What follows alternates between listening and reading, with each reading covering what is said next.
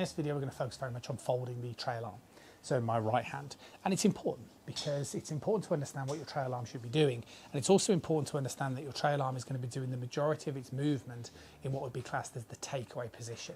So by the time the club gets to hip high, your arm will move a little bit more at the top of the backswing, but it's doing the majority of its work by the time the club gets to hip high, which is why you need to understand folding this arm correctly will make a big difference. Now, the first motion is relatively sort of simple. If I sort of hold my arm at a 90-degree angle here and I just sort of allow my arm to hinge like an external rotation, that's what we're looking for, just the simplicity of this. Now, obviously, in reality, my arm wouldn't quite be at 90 degrees, okay, and also I'd be in my posture.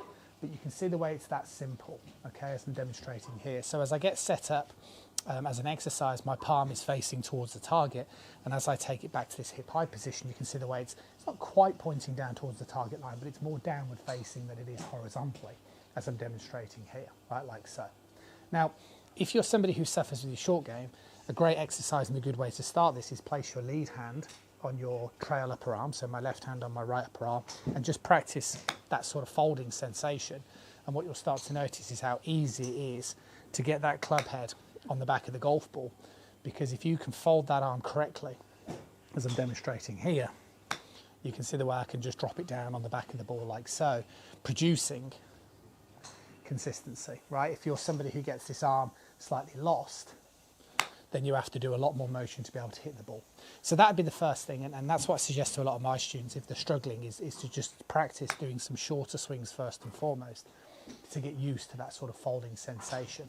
Now, what we do have to incorporate though is a little bit of wrist hinge, and wrist hinge is this motion, okay? So see the way my right wrist is going this way. Now, the reason why we need a little bit of wrist hinge is because what we need is by the time we get back to this takeaway position, you want your lead wrist to be relatively flat, not flexed, just relatively flat. So when we hold the club, we grip the club in the fingers, we get the heel pad sitting on top, and what that does is that creates an angle between the back of the lead wrist and the back of the lead forearm. And what we want to do is, as I take that club back, we don't necessarily want to maintain that angle, because you see the way it creates quite a big difference between where my hands are and where the club head is. What we want to try and do is get the club head and the hands more in line. And that's why what you need to do is allow an element of wrist hinge within that folding motion as I'm demonstrating. So it's not just this, it's this motion. I think a good way for you guys to feel that is to grab an alignment stick, place it underneath the club shaft as I'm demonstrating here. Okay, now, what will happen is when you start to practice this, this will automatically encourage that forward press, you see, okay? But what you can do is at least get used to taking that club back, keeping it in contact with the lead hip, and that will give you that sensation of how that right wrist should be performing up to that first movement like so, okay? And you can do that again. You could do the same sort of drill, taking it back and then just swinging it through. And I think, again, it's a nice way to understand that first move. Now, as I said earlier, once you have done that first move, you can then just progress into doing some bigger swings. And what I want to do now is I want to basically allow I'm going to basically hold my right arm, okay, at a 90-degree angle. So you can see the way my upper arm hasn't moved too far away from my body, and the relationship between my lower and my upper arm is about 90 degrees. So if I sort of hold the club on this drill as well, the point that I'm making is if you pivot correctly in the golf swing, you'll produce tilts. And if you produce tilts, your trail shoulder will go higher. And if your trail shoulder goes higher, your right arm doesn't have to move as much.